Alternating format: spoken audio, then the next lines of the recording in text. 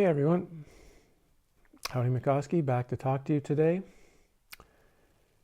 Today I've decided to share with you a story which I've mentioned a few times, the death experience that I had in 2005. And while I have written about it, for example, it's part of the first chapter in the book Falling for Truth, which the first chapter is available for free on the website, my website, and as well on Amazon. You can go and read a small version of the story I'm telling.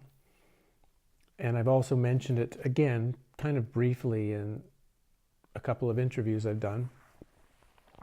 But I felt like now I wanted to share the entire experience with you, share the entire depth of the revelations, you might say, that came from the death. And I don't want to call it a rebirth. The book calls it awakening after, but I don't know if that's the right word either. But there was definitely a death experience, and then the realizations that came from it, and then the post experience of leading us to where we are now. And I want to go into more detail with you so you can hopefully maybe know more of where I'm coming from. And I also want to share, which I've never shared, is these. These are my journal notes that I took in the 2 weeks after the death experience. And I want to share those with you as well to also give a little bit more context into how I dealt with it originally, how things were, and then I've gone into a bit more detail of what's been happening after, and the challenges in the years that followed. So as a short background, I really began serious internal study in around 1997 when I began studying ancient Egypt. And again, you can read the book to get all the details on how that happened. But in the course of the 7 or 8 years between then and 2005, when this experience happened, I was fortunate enough to not only traveled all through Mexico, all through Egypt, through various other sites in the ancient world, to have worked with 2 native medicine men by that point in their sweat lodges and in their learning their healing techniques, to have a Korean Zen monk that I'd spent some time with, a Chinese Qigong master from Beijing, I guess you would call him a shaman, that's not the best word to describe it, from Brazil, and have read probably 300 or 400 books on everything from alchemy to New Age to conspiracy theory to religious concepts from all over the world, and had been doing 8 to 10 hours a day of practice. And that practice, while in some cases provided the usual things you would expect to get from a spiritual practice, it also, because of the depth and the commitment and the hard work I put in, was also, of course, revealing, on one hand, very mystical type experiences, very unifying experiences, the experiences the spiritual seeker hopes to have. But they were also pushing me into the experiences of seeing the world as, seeing the non-reality of the world, seeing the non-solidity of the world, seeing that really, like Castaneda would describe, we're seeing a description, we're not actually seeing reality. And that what's here is nothing but what we believe is here. And by changing the rules, you change reality. And I was having all of these experiences over the course of the 10-year period. I talk a lot on the conscioustv interview about some of that time and the things that were being revealed about the matrix level of reality, I guess is the best way you could describe it simply. As I got to May 2005, for a couple months, my spiritual practices of all kinds just stopped. I stopped doing everything. I was just kind of in a very simplified mode and way of living. And a few weeks before, I had stopped. I'd been a comedian for 15 years, and I decided it was time to stop being a comedian, and I wanted to have a different life. I wanted to focus on something else I wanted to put my time and energy into something that was really important, and then the comedy no longer held that. And so I had held my final show, and I have a journal note on that. And then a few weeks after that, a friend of mine suggested we go hiking in the Rocky Mountains together. And so, okay, he really hadn't been out hiking much, so it was kind of up to me to find a place. And I found a particular spot that I thought would be good for us to hike to, but it was snow covered. We just couldn't hike in. There was just no way. This was May the 28th. And then I remembered we were close to a place called Johnston Canyon. You're welcome to go on the internet and look it up. It's a series of spectacular waterfalls running through this river canyon in the Rockies near Banff. And I didn't know that. I didn't know what it was. I just knew I'd heard the name Johnston Canyon, and I heard lots of people had gone there. It's a famous tourist spot. So I thought, okay, let's hike into Johnston Canyon, not knowing what it was. And we parked. There's the normal place you park to, but we kind of drove to the back end of it, and we decided we were going to hike through the woods and get to this Johnston Canyon. And so we first wound up with a good 30 or 40 minute walk in extremely peaceful forest. There was like nobody there. I do remember at the beginning someone had warned us about seeing a bear in the area, and that we should be on alert, which was, as it turned out, a very interesting message, because I wasn't alert. Of course, there were no bears. There was something much more intense than that. And as we finally walked after 30, 40 minutes and we got to where the river was, looking back at it, this was, of course, spring melt. And so depending on what time of the year you go and what video or picture you might see, if it's later in the year, the river's going to be quite slow and low. You can easily walk into it. There's no problem. But at this time, the water was at its height. It was really intense. But I wasn't really paying much attention. I'd seen a rock overlay near where the river was, and I suggested we walk off the trail. Let's sit there and that's a nice place. That's a nice place to meditate. And we each sat down in this rocky area, and just hearing the sound of the water, and you could feel the power of this location. The power was intense. And I remember my backpack began rolling down. It was a bit of a slope. It wasn't a flat rock. The rock were kind of angled towards the river, whatever you want to call it.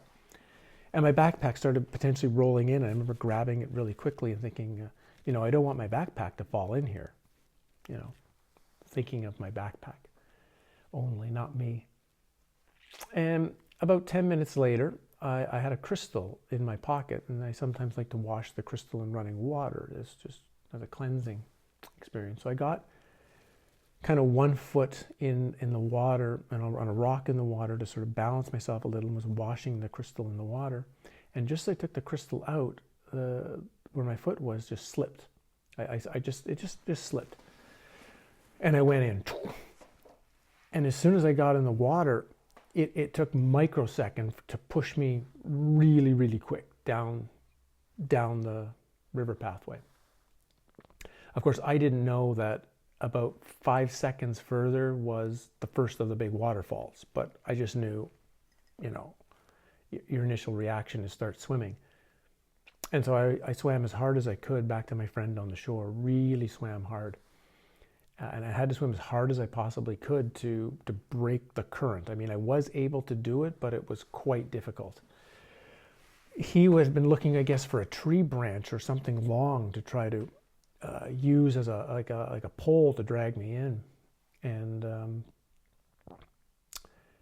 but he didn't have one at the time. And I got to the shoreline. I never checked to see just how whether there was space that I could stand or grip the ground. I was just still in semi-panic swimming mode at this point. And when I reached out, I grabbed his hand, but he was also, of course, on slippery rocks. And as I grabbed his hand, he slipped and he fell in also. And as he fell in and I lost my swimming control, again, I was just taken by the water. And my first words at that point was, now we're in trouble. Because I realized that at least while he was on the shore, there was a possible way of him pulling me out. Now we were both in. And just as that first thought came in, that now we're in trouble, and the water began drilling me down the canyon.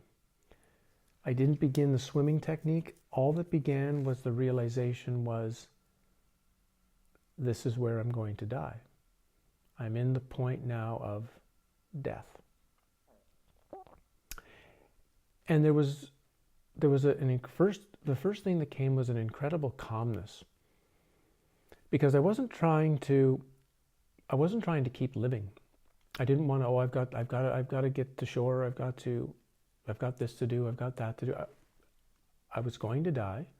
It was completely fine. And as I sort of describe it, I'm just going to have good seats to watch it. And I remember thinking how laughable it was.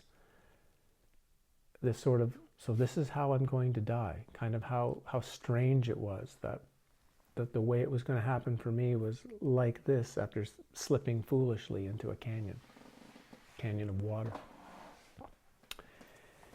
And just at that moment, as I had that experience, had that thought of complete surrender, I mean, and it really was, it was complete surrender to the moment of dying.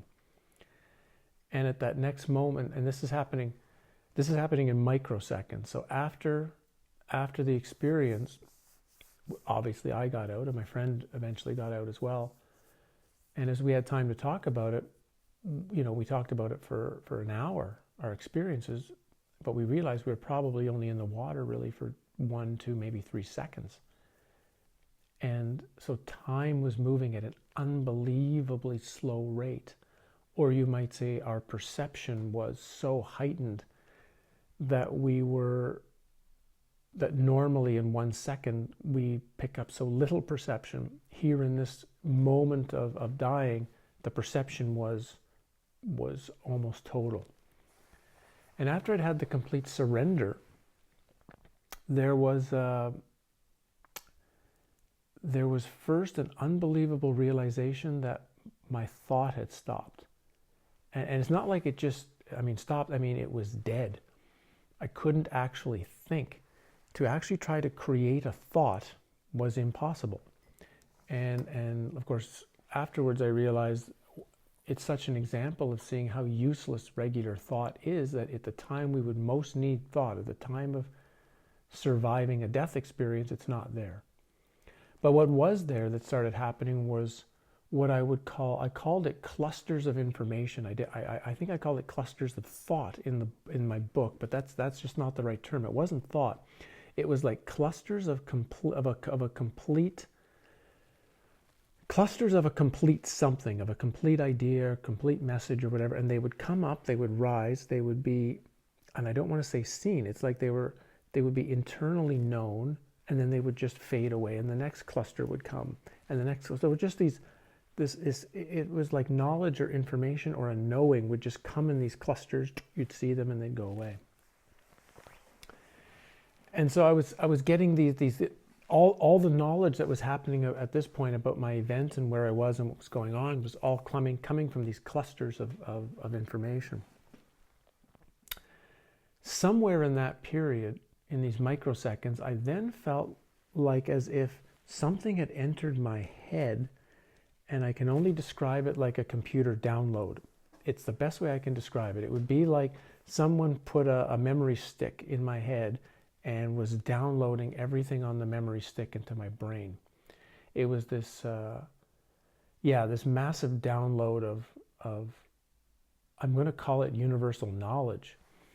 And a large part of the last 15 years has been you might say, trying to dig through the computer of my brain, because it wasn't like if you download stuff on your own computer and it just comes up in little folders and you can just follow along and pick your folder, and these just went in there somewhere and you don't know what came in, how much, where they are, where they're located. And that's strange. Something's happening below me. Okay. That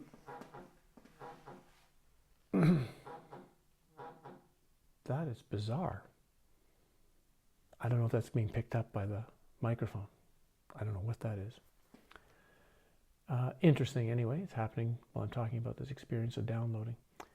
So the last 15 years has been unraveling a lot of what was downloaded in this. And I think there's a lot of deep universal information that for some reason was just put into my system. And I'm not saying that to try to sound special or important or anything else, just sharing the experience and sharing what I think happened. And eventually a lot of the stuff I began writing about after Falling for Truth, the exposing the expositions and getting into the details of our historical lies, which really is the foundation of who we believe we are and why society is the way it is. There's no, it's actually even more important than in many cases religion, because religion also has a historical base. So almost everything has this historical base of the past. And somehow I think in the download was a ton of this information, and I'm digging through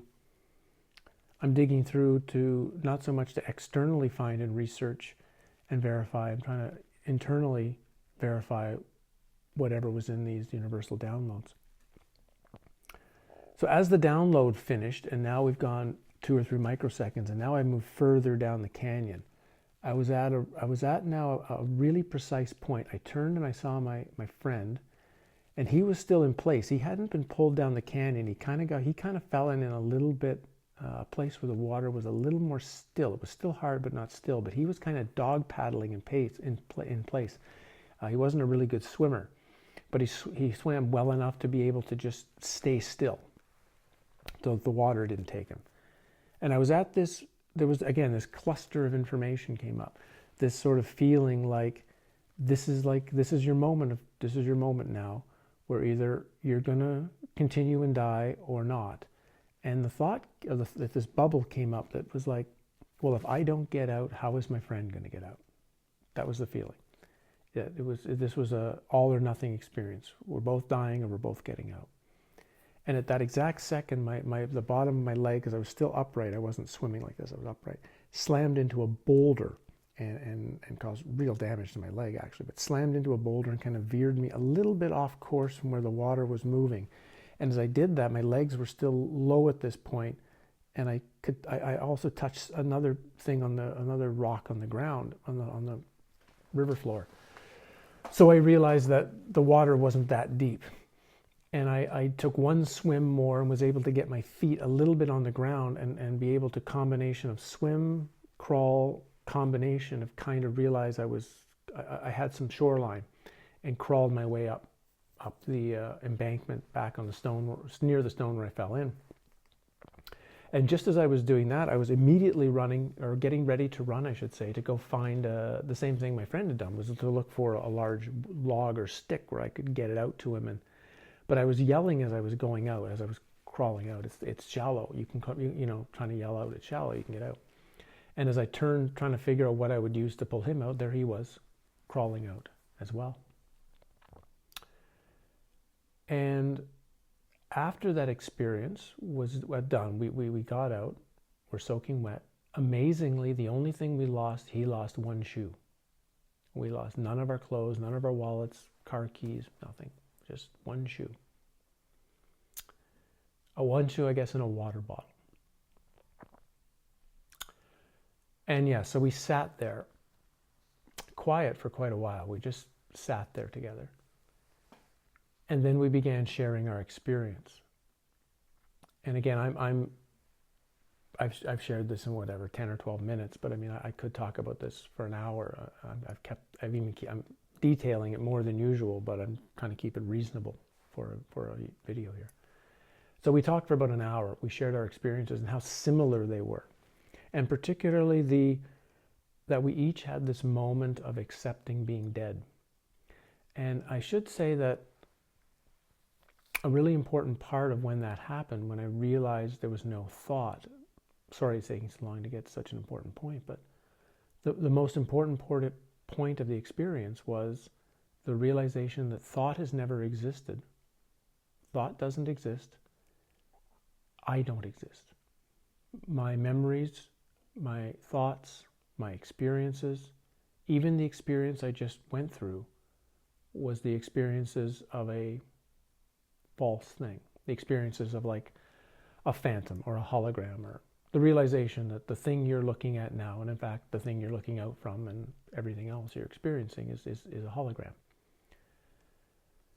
And that it's all been, on some level, false. I don't want to say fake or not true, because that's also not correct. I'm just going to say false. False is the best word. And yet, while I was in that moment of seeing the complete falseness of everything, I was also connected to what was absolute and true. I was experiencing myself and reality and what was happening from an absolute perspective, from a, I was at a place where I could see the thought, I could see the experience, I could see myself, I could see where I was. So everything I ever thought of as me was obviously not me. The deepest observer would be the best way to describe it, which still isn't absolute reality, still isn't absolute consciousness, but it's that last hinge, it's the doorway, I call it, almost like that's the soul, which can be really in the material or really in absolute, and only when the door is fully one way are you only material and you're stuck here. Only when it's fully the other way are you completely out and you are fully absolute. So I was on this hinge where maybe normally I was slightly tilted, and now all of a sudden I was highly tilted the other way. Best way I can describe it. And he had something similar, the realization of non-existence, the realization of nothingness, the realization of that what we were was actually nothing with a big N, this totality. Yet at the same time, the something, the experience, like I say, was not true. The body and what's going on here is not something to be ignored. That's for a while that tricks you. That's one of the many tricks that comes from this. The mind reorganizes itself, because my mind was dead. The mind was actually, for several weeks, as you might see when I start reading my notes here, my mind was dead for several weeks. And so there just was no thought, there was no fear, there was no concern, there was no nothing, actually. There was just awareness and no fear, but there also came this belief of the world is so unreal, the world is now completely not true, as I am not true as a body, as a being, as a thinking, experiencing being, so it doesn't matter. And there's a lot of these, particularly in Advaita circles now, that's their teaching, and their only teaching, that you don't exist and the world doesn't exist, there's nothing to do, sit and drink your tea, ha ha ha, and it's all funny.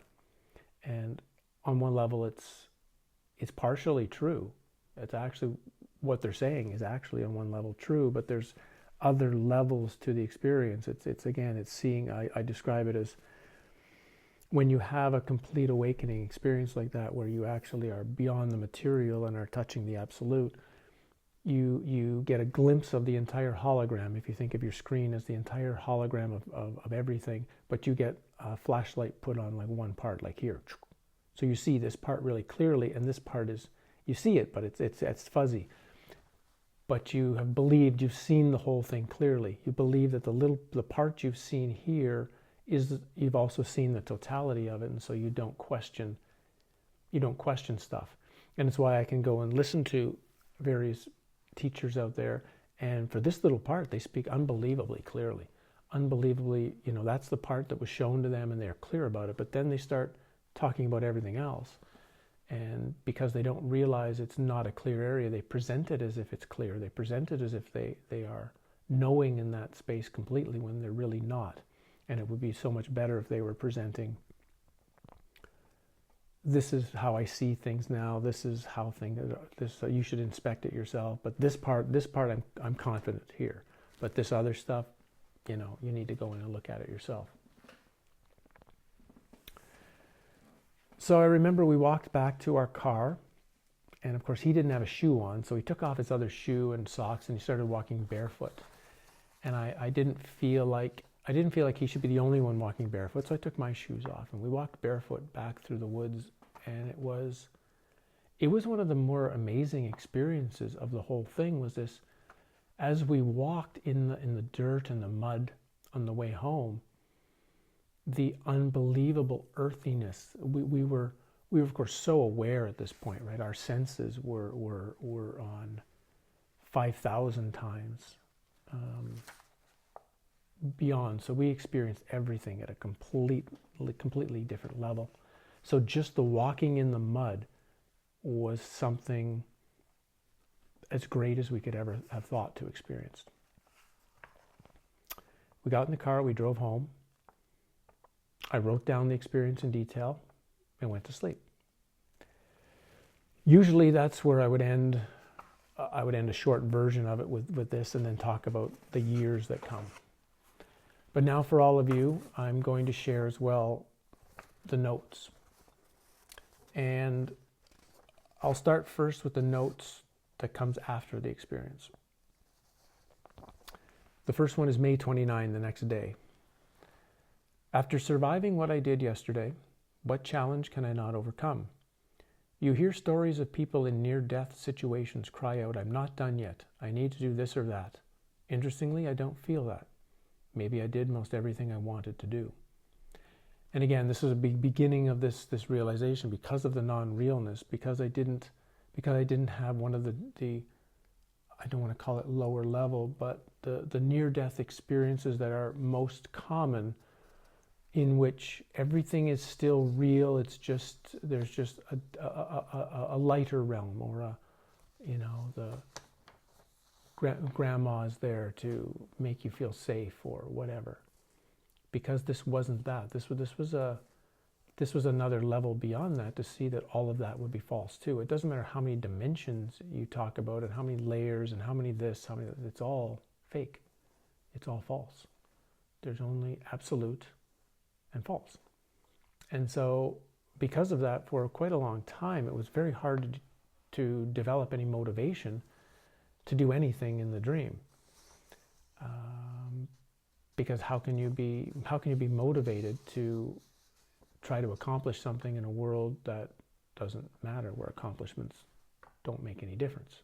It's all false anyway. So it takes a while to have to readjust your thinking. And again, with my mind not operating yet, the egoic structures were not killed or destroyed. They were just badly weakened, and they were reorganizing themselves. And unfortunately, they came back in some pretty strong ways in about 3 or 4 months after this. Real challenges that I talk about in the Conscious TV interview, if you want to watch it for that detail. But the next day started getting into some really interesting areas already. So May 30th. One of the strangest things now is that my life does not feel that much different. I'm doing the same things with the same lack of presence and joy as before. While walking back from a stroll along the river, I had a thought. A warrior's personal history begins once he becomes a warrior. All that has happened before that does not count. That was from one of Castaneda's books. And that quote just came into my head. Just again, bubbled up. I feel like Saturday I died, and that my life before Saturday is how someone would view a past life. It sort of happened, but is separate to the life I'm living now. Then I realized that everyone I now meet, I did not know them. I've never met them. They are all strange to me, even though I may feel a connection to them from this past life. I will have to introduce myself to all of them. Hi, I'm Howdy. Nice to meet you. I realize now that everything I believe I have done or liked or did not like has never happened. I've never had a drink. I've never skated. I've never kissed a girl. I've never been on a bus. In a sense, the whole world is new because I've not actually done it in this life. It goes deeper. I have no past now. I have no events. They did not happen, not to me, but to some other me. They all ended when I fell in the river. Every habit, way of thinking, acting, like and dislike is all no longer valid. I am free of it all. There is nothing old anymore. I have no habitual pattern that causes me to do anything. I am 100% free to choose anything I want. I have no ties, not even to any spiritual practice anymore. There is no past event in my life to clean up or cling to or to influence me because they happened to that other guy. This life began the moment I crawled out of that water. And that was a really amazing part of the post part of this experience, is realization of being unbelievably clean, unbelievably fresh, unbelievably everything was possible, because there was this sense that nothing in your past could hold you back. And I had something that I did with a shoulder. I'd had a shoulder injury when I was much younger, and had a screw put in the shoulder in order to refix where it had been separated. And I could never, I could only move my arm to a certain distance. I couldn't touch the one shoulder like I could with the other arm. And so I remember I came home from this walk and I was thinking about that, and I thought, so that means that shoulder injury didn't actually happen. That shoulder injury happened in this other life, and it shouldn't exist here. And there was something, like I say, I could touch one shoulder with my good arm, but I couldn't touch my other shoulder with the bad arm. I just couldn't do it. And I thought, well, if that really hasn't happened, I should be able to do this thing I couldn't do. And I touched my other shoulder as if my arm was completely fine. And I remember I actually kind of jumped because I was so freaked out. It literally just freaked me out because, again, it was something that was, it was impossible for me to do, and I had just done it. And it was like, it was, again, this sense then that everything is completely open and possible. May 31. Got up early, no surprise, and searched the internet for some Egyptian sites. I still feel a great draw to them, and that TV show, what brought me into Egypt in 1997, was my first step. Egypt was my first step, but that was still past in the old life. A new feeling is energizing. Everything before seeing that program in 1997 is gone. That was a marker where all before was washed away. Things between 1997 and 2005 are sort of in a limbo state. Some will stay and some will be washed away. Anything Egyptian stays and goes forward, anything else must be dropped. What about the objects in my home from before 1997? Technically, they have no bearing on this life in any way. How about my friends from high school? I now have no connection to them unless I talk to them after 1997. All the others have all but been washed away. Only encounters after that date has any bearing.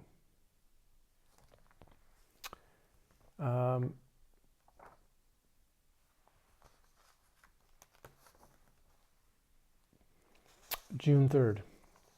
I looked through some spiritual commentaries of ancient texts. One was by a Hindu wise man. He knows shit. Like a Catholic priest interpreting the Bible. Religious authorities know what they are supposed to know what they have been told, and know what they're supposed to think. None of them actually really are able to think, because none of them have just had the experience I've just had.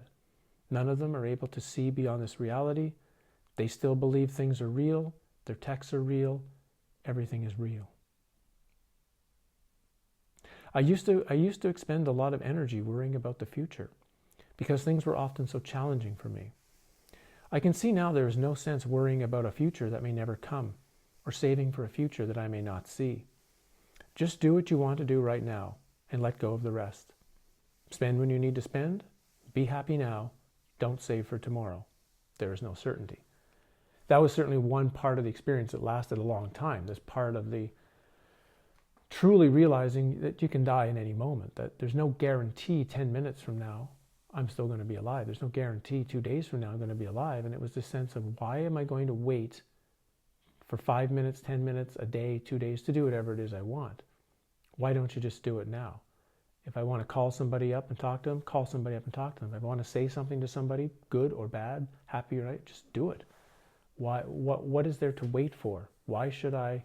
And I should have learned this from a bit from the death of my ex-girlfriend, and I had a long journey with her a few years after her death, where we discussed some things, and she was able to share some real knowledge from the post-death side, you might say.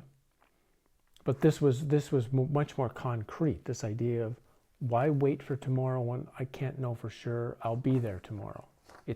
And I've lost a lot of that intensity of living over the years. It kind of fades away. Anybody who's gone through the movie Fearless I talk about, Jeff Bridges' movie, it's a really, really good example of what, when you go through an extremely moment of death experience and live, how it's truly remarkable how it presents this place of no fear and this place of not waiting to do anything. You do it in the moment. And this, I had this for maybe 6 months actually. It lasted for an extremely long period of time where there just fear didn't exist, and I just did and said exactly what I wanted to do and say. It was a very honest period of time, and I did a lot of really good research on these subjects during that period. In fact, a lot of Falling for Truth, a lot of the parts of the book were written in those like 3 or 4 months right after the experience, because I was also so clear. There was a tremendous clarity. The confusion took about 6 months to come in, and that was because I didn't spend the 6 months very well. It took a long time for me to realize that after you've gone through such a massive shift, such a massive change of perception and understanding and realization of the nature of reality, you have to spend a lot of time alone. You need to sit down, shut up, and try to integrate your experience and understand how you are meant to live in a completely new way. If you don't do that, all that's going to happen is the mind's going to reform, and it's going to try to pull all the stuff from the past that you generally don't want anymore anyway, and pull it back into your new past and try to reform it into a version of the old you, which is never going to work.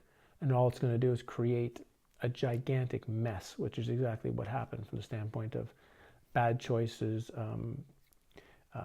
poor decisions, poor ways of living in the world, illness. It led to all sorts of things simply because I didn't take this time to just be away from everyone, be away from the world, be in a really still place and allow the mind and the body that was still here to reform itself in the way that it wanted to reform itself, very much in the shaman dismemberment, rememberment stories where the prospective shaman is pulled apart. All their parts are dismembered. They're completely separated, and then they're all brought back together. And the piece of it no one understands really is that the parts are not just brought together and they're the same person. The parts are in a sense ritually washed, in a sense.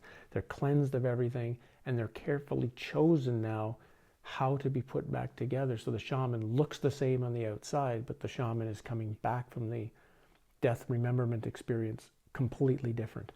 And for sure, this was a shamanic, for me anyway. It was a shamanic, a type of shamanic initiation. I don't want to downplay that. That's a big part of what went on there. But this and the dismemberment went smooth, and the period where I should have been remembering the self didn't go smooth, and I didn't do it properly, and I didn't have enough help at that time. I really should have gone, and I didn't go see a particular medicine man that I had spent a lot of time with.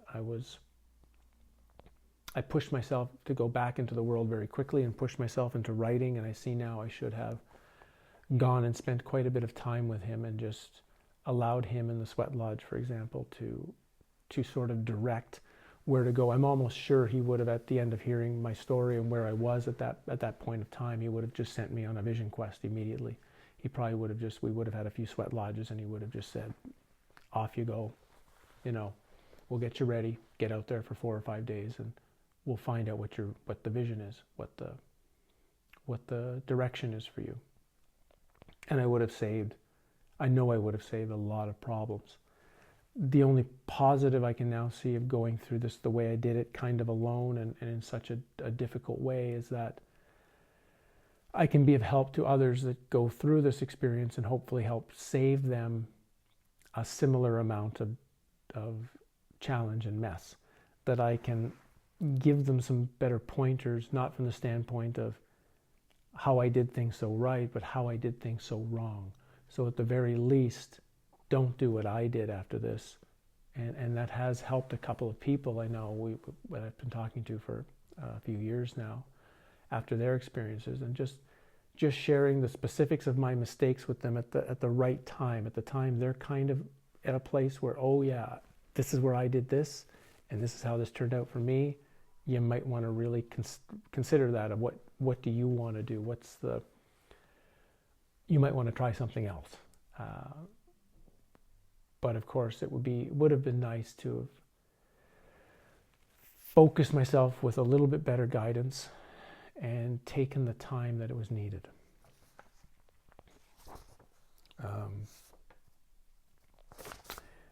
June 4th. If you knew you would die tomorrow, you would have no time for bad moods, anger, or depression. You would just want to enjoy the moment of it. If you're doing something now that you don't like, stop. Do what you want to do, now. I am again not sure about this reality, similar to 2003. In 2003 was the period of the most breaks I had of reality. I was going through the hardest part of my practice, and it's when reality was its least stable, when it was, you could almost say, flowing or completely dependent on my thought, that reality was not stable. And it's when for that part of it, when I realized, when they say the world's an illusion, I realized what that meant. But it was, so I had also had this period, really deep way that, again, for a while I couldn't be sure of whether reality would stay stable or not. Caught in the water of Johnston Canyon, there was no judgment. I was not angry with the water or thinking to write a letter to the government. I was in the situation, I accepted I was in it, and accepted being dead. Then I chose to get out. Or better, something chose me to get out. In some way in that moment, I felt my power was so strong that my friend could get out as well. On June the 6th, I won't read it, but I did a large journey where I went back and met my dead friend, and she took me through the experience once, seeing it like a movie, and during it, she slowed it down and pointed out the moment I died. A piece of me, a white luminescent stream, left me and moved upward. I saw the luminescent cloud turn into an eagle and with its beak eat the stream. She told me that it was not like losing a soul part. What I'd lost was my past experiences. That eagle had just eaten them. I looked up at her and said, "Then you and I have never had all those dates." All those dates. And she said, "No. Now you only know me from our journeys." I'd asked her how she was doing, and she said, surprisingly busy. You're busier than you think after you die. And I think that was a metaphor. She wasn't just talking about her own life in the after-death state. She was reminding me, because she had just reminding me, showing me that I had died, and she was reminding me how busy my life within the dream was going to be after dying, and I think was also trying to point me again in the direction of there was work to do, there was a process to start, and again I didn't take that message clearly, or I didn't want to hear it. I still wanted in some maybe egoic way to feel like I was done and complete now and somehow perfect, and I'd gone through this experience so I don't have to do anything anymore, as opposed to a huge process is starting, and in some way was pushing the process away. June the 11th, there's a couple more of these. June the 11th. I went for a walk, and the same helicopter tried to fly over my head 3 times. I'm tired of this shit. I'm tired of the Matrix keeping us in a prison reality. I'm tired of the illusion, all of it. I didn't come back to be in the same shit again. I want to open the bubble for myself, and then open everyone else's bubble. That night I had a dream. A huge spaceship that looked like Veterans Stadium in Philadelphia was flying in the sky, but no one noticed. No one looked up. I kept tapping the people, all the joggers, telling them to look up, but no one would. I was the only one who would see it, not because they couldn't, but because they didn't want to look up. So again, there was this sense of going back into the work I had done after the 2001 experience, of seeing the control mechanisms of reality and seeing the prison state that this reality actually is, and this wish to not just be free of it myself. I call it opening the bubble, which is the you might say the protective layer, the veil of Isis between only being able to see reality as it's presented and seeing on the other side of the bubble, seeing reality, seeing reality as it actually exists, and then of course breaking the bubble further, which is seeing beyond all reality. And at that moment there was this urge to do this deeply. Oh. June 14th, last one. Falling into the depth of a question like, what is the meaning of all of this? What really is life? What the hell am I doing here? What is real? What is worth doing or not? If nothing is real, why do anything or even try to stay alive? What if everything I believed about reality is wrong? That would mean everything I have done in my life is somehow false. And again, I just wanting to share these with you because of the I wanted to show some of the positive and the negative, you might say, or the negative and positive. I don't want to put it in those terms. The smoothness or flow and the deep philosophical questioning that came after an experience like this. But I want to share 3 weeks before. Remember at the beginning I mentioned I was just finishing up my last show as being a comedian. And I knew I'd be starting a new life somehow, that I was ending a chapter of my life and a new chapter would soon be starting. So I wrote this the night before I did my final show. So this was on May the 4th, 3 weeks before. I am having a shortness of breath, as well as a need to rest a lot like a person who is really dying. An incredible apprehension is surrounding me the last few days, as I've had the feeling I want to immerse myself in something in the world. It is as though nothing in the world has any joy in it. There is such a sense of having no idea of what is coming, and there is no being that I can talk to about it. Obviously, I'm erasing a lot of identity in one shot tomorrow. This is not a question of a death of sorts that will happen tomorrow, but once all of these things of me are gone, who am I?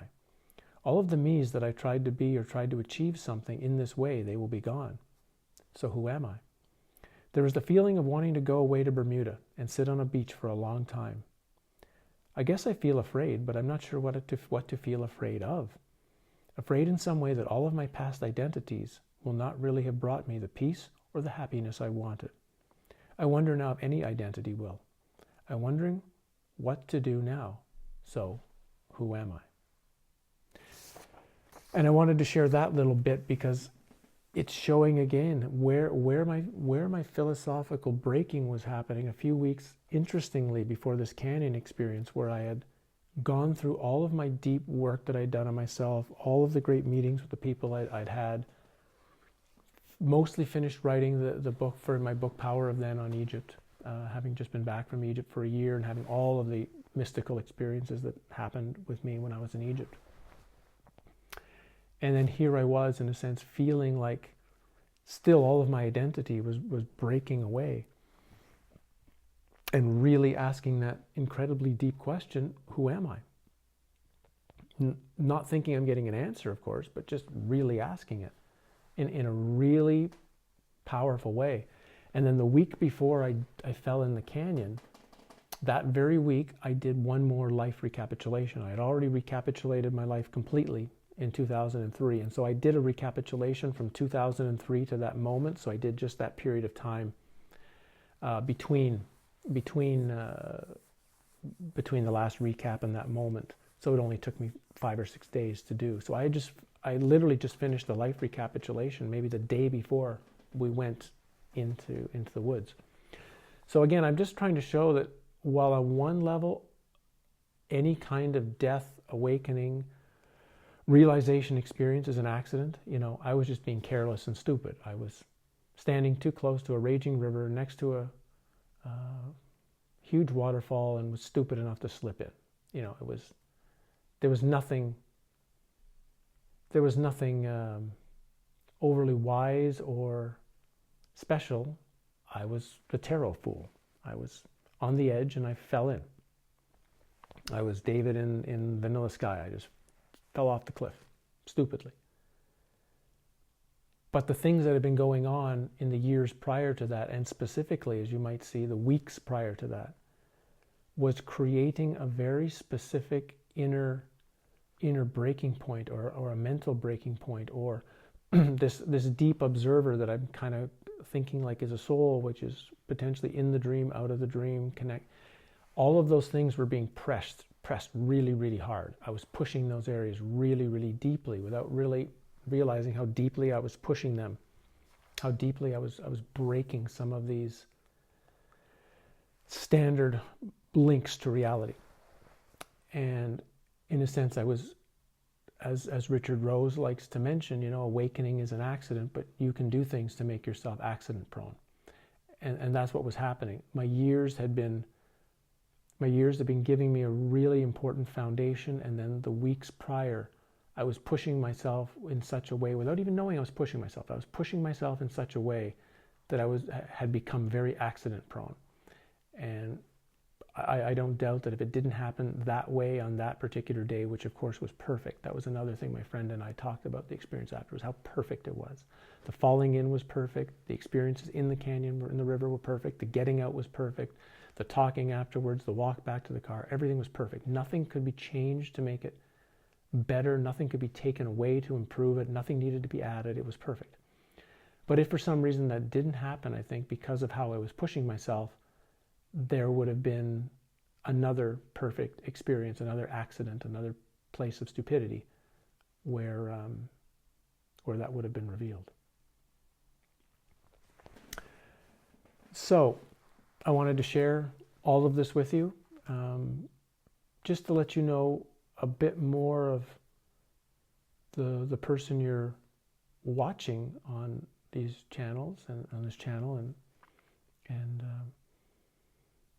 I just thought it was valuable to know what is this event that opened such a revelation of layers for me, and I've been, not that all of the things I did prior to this and the experiences and the intense practice, some of which I still do, some of which I don't anymore, some of it which I teach to other people because I think it might be good for them, others I don't.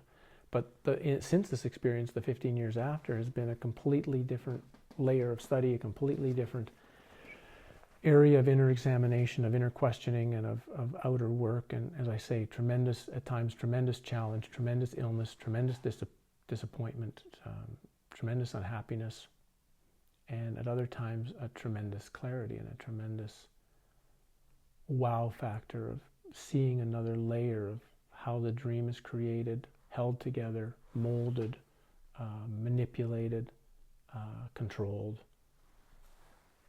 So I just wanted to give you a little bit more of the sort of the 20 years of where I've come to and why I'm doing these channels, why I write the books, why I do the channels, why I talk to people. So a reminder, if you're interested, you can check the books. They're on Amazon or other sites. I know here, like at Adlibris, all of my books are available in Scandinavia on Adlibris, for example. So you can go to other sites if you don't want to buy them on Amazon. The PayPal donation button is there if you feel like donating a little to help with the time I put in of the research, the time I put in to make the videos, and the time to just the material equipment that's required to run these things. I'm going to do a video in a few days about knowledge and about the preservation of knowledge, particularly the preservation of knowledge in a digital world where the loss of the Stolen History site has really pushed me into thinking about other ways of how to store wisdom and how to store knowledge. And I'll be doing that. I still have the video on healing. I've still got the long video on Rennes-le-Château that I'll be coming up with. So there's a lot going on. And for those of you, yes, who want to donate, that's great. I appreciate it. You don't have to, but that helps tremendously. I would like to keep the site ad-free, the channel ad-free. It bothers me. I don't mind an ad at the beginning of a video. That's great. I feel, okay, yeah, the person can use some money. That's great. But the ones that start coming in the middle of them, they really slow down or get in the way of your flow of the video, and I want to try to avoid those as much as possible. So donations down the road will help me not have to do that, of course. And if you have questions or comments, by all means, send them here or send off an email. I try to get to emails I get. It takes a few days sometimes, but generally I'll get back and respond to you if you have a question or something you think I can help you with. And yeah, we'll see you in a few days with some stuff on knowledge and some stuff on healing and Rennes-le-Château. Thanks for watching. Thanks for subscribing, liking these videos, or not liking them. That's fine too. You don't have to like something. You're more than welcome to not like it. It's part of the freedom I hope you're wanting to keep here, the freedom that you can make, that you can choose what you want to think, what you want to do, how you want to live, and it's the same thing. You can choose to watch videos, you can choose to like or not like. So thanks for listening to my sharing of the death experience, and we'll see you soon.